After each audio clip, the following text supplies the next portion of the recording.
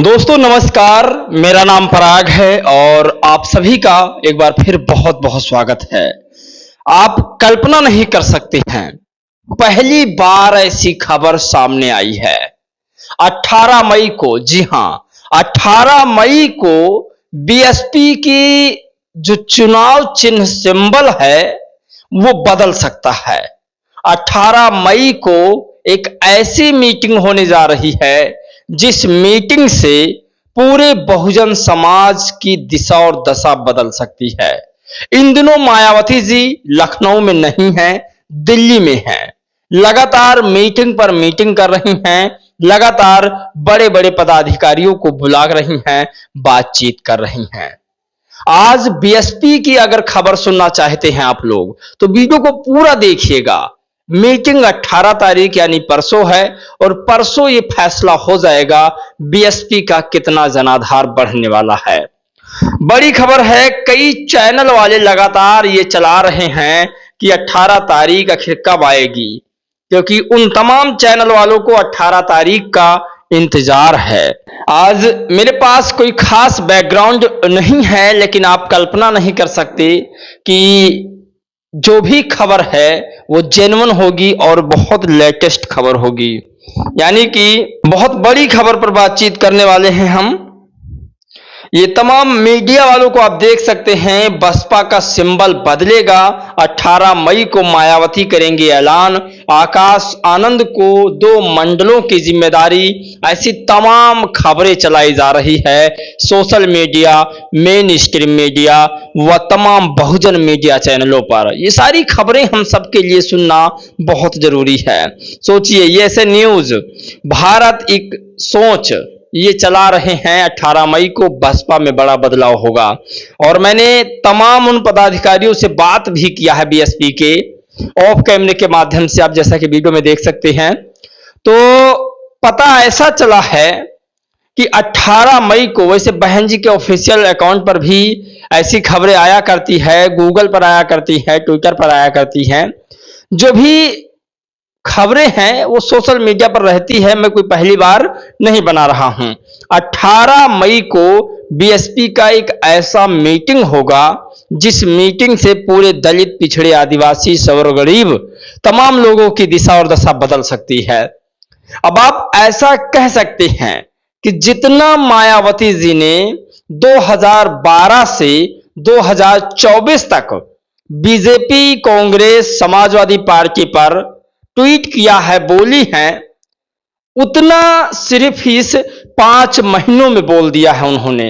यानी जनवरी, फरवरी, मार्च, अप्रैल, मई, इन 5 महीनों में उतने सवाल खड़ा कर दिए हैं। मायावती जी की जो राजनीति है वो बहुत ज्यादा एक्टिव नजर आ रही है इस 2025 के विधानसभा चुनाव बिहार में और 27 के विधानसभा चुनाव यूपी के लिए। तो ये बड़ी खबर है, इसे हमें आपको समझना होगा। और मायावती जी ने चुनाव की आगाज तो उसी दिन कर दिया जिस दिन वो अपने कार्यालय से किसी और के कार्यालय पहुंच गईं। यानी कि बीएसपी का एक इतिहास रहा है, मानवर साहब का एक इतिहास रहा था कि वो किसी के दरवाजे नहीं जाते थे, मायावती जी किसी के दरवाजे नहीं जाती थी। पहली बार ऐसा हुआ है कि बीएसपी सुप्रीमो मायावती जी किसी सरकारी कार्यालय में पहुंची हूं। तो इस बात से भी आप अंदाजा लगा सकते हैं कि इस बार की राजनीति तमाम जो राजनीतिक पार्टियां हैं, यूपी हो चाहे बिहार हो, उनके लिए आसान नहीं होने वाली है। 2027 में यूपी में बीएसपी की एक अलग पहचान बनने वाली है। अब सिंगल डिजिट नंबर इस समय वोट प्रतिशत है यूपी में, और बीएसपी की जो काम है वो 2025 यानी इसी सत्र जनवरी से चल चुका है 3 सालों के लिए, 25, 26, 27। इन 3 सालों तक बीएसपी सुप्रीमो और उनके तमाम कार्यकर्ता मेहनत करेंगे यूपी 27 के चुनाव को जीतने के लिए। तो ये बहुत बड़ा रणनीति तैयार हो रहा है, बहुत बड़ा गेम तैयार हो रहा है। लेकिन जो ये ट्वीट है, ये थंबनेल है, इस थंबनेल पर मुझे तनिक भर भी विश्वास नहीं है, क्योंकि ऐसे सोच वाले व्यक्ति मुझे लगता है कि सिर्फ और सिर्फ दलितों की पार्टी, पिछड़ों की पार्टी, मुसलमानों की पार्टियों के ऊपर ऑब्जेक्शन लगा सकते हैं और सवाल खड़ा कर सकते हैं। कैसे? बसपा का सिंबल बदलेगा, इतना बेहतर बसपा का सिंबल है, क्यों बदलेगा? सामने क्वेश्चन मार्क भी लगा रखे हैं ताकि लोग भ्रमित हो जाएं। क्या कभी इन्होंने कहा बीजेपी का सिंबल बदलेगा? अरे भाई, बसपा का इतना प्यारा, इतना अच्छा थंबनेल है, उसका लोगो है, वो क्यों बदल देंगी? मायावती जी बसपा की इस सिंबल के लिए इतना मेहनत कर चुकी हैं, मानवर साहब ने इस सिंबल के लिए इतना मेहनत किया, वो क्यों बदलेंगे? लेकिन कुछ मनवादी, कुछ ऐसे रूढ़िवादी व्यक्ति होते हैं जो अपने वीडियो को बढ़ाने के लिए थंबनेल का प्रयोग करते हैं। मैंने जो थंबनेल में यूज किया था, मैं सिर्फ इसलिए कि इनकी पोल खुल जाए। मैं ऐसे लोगों की भी पोल खोलता हूं जो हमारे बहुजन नेताओं पर ऑब्जेक्शन लगाते हैं, उंगली उठाते हैं। अब बड़ी खबर यह है, मायावती जी ने आखिर आज क्या लिखा है। मायावती जी ने आज एक बड़े मुद्दे पर फिर ट्वीट कर दिया बीजेपी के। दरअसल आपको बता दें कि बीजेपी के एक नेता थे जिन्होंने कर्नल सोफिया के ऊपर कुछ अनाप शनाप आपत्तिजनक टिप्पणी किया था। तो कर्नल सोफिया के मामले में मायावती जी ने मुद्दा उठाया और उस बीजेपी नेता की हवा निकाल दी, यानी उसके ऊपर एफआईआर भी करवाया, मुकदमा दर्ज करवाया और उस व्यक्ति को जेल जाने की नौबत भी आ गई है।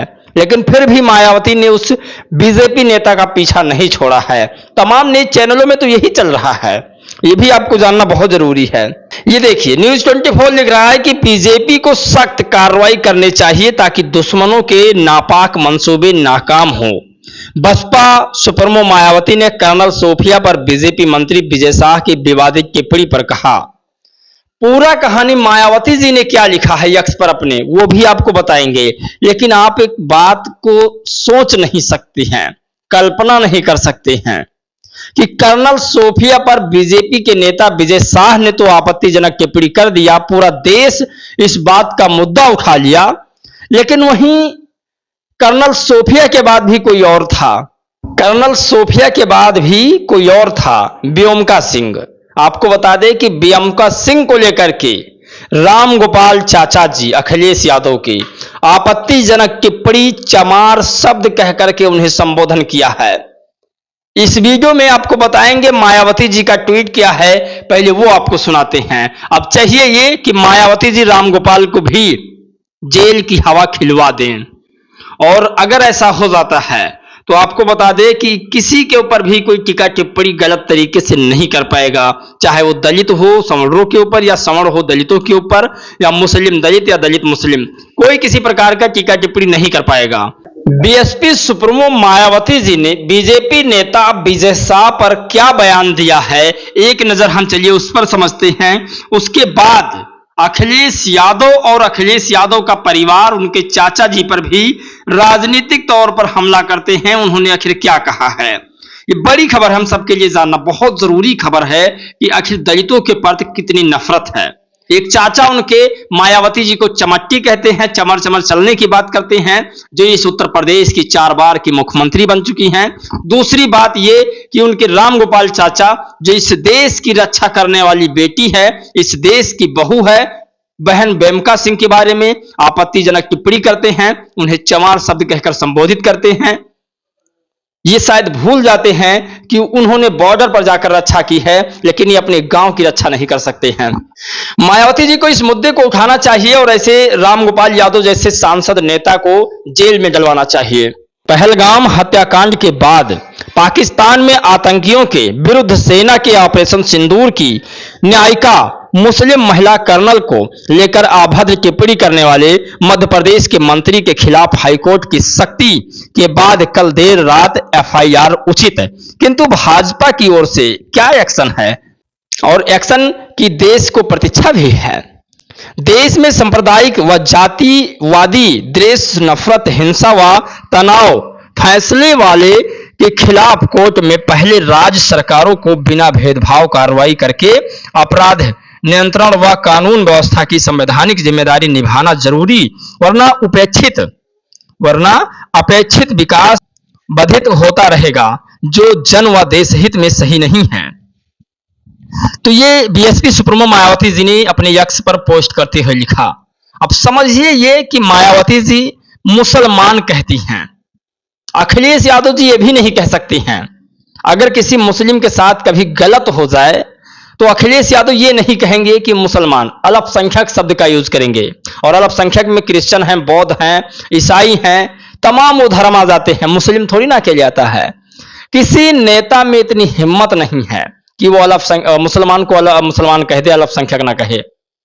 ये बहुत बड़ी खबर है, इसे भी आपको समझना होगा। मायावती जी ने खुला बीजेपी के नेता विजय शाह का विरोध किया, उन्हें जेल में डलाने की मांग कही, लेकिन मायावती जी अब रामगोपाल यादव को भी जेल में डलाने की मांग करें तो ज्यादा बेहतर है। दाकुश वॉइस ने अपने एक्स पर पोस्ट करते हुए लिखा, कर्नल सोफिया कुरैशी पर बीजेपी नेता की अभद्र टिप्पणी के बाद अब देश की गौरव ब्यामका सिंह पर रामगोपाल यादव की जाहिल जातिवादी टिप्पणी भी सुन लीजिए। देश की बेटियां देश का सर गर्व से ऊपर कर रही हैं और ये जाहिल नेता पूरे देश को शर्मसार कर रहे हैं। थोड़ा सा आप क्लिप देखिए। ब्यामका सिंह हरियाणा की जाति जमात। तो ये रामगोपाल यादव जी हैं, इन्होंने अपनी राय दी है आप तक पहुंचाने के लिए कोशिश की। ये रामगोपाल यादव हैं, इन्होंने अपनी राय आप तक पहुंचाई है। इनके अंदर दलितों के प्रति कितनी इज्जत है उन्होंने बयां कर दी है। आप भी अपनी राय प्रतिक्रिया दे सकते हैं, आप भी लिख सकते हैं इनके बारे में। जय भीम, नमो बुद्धाय।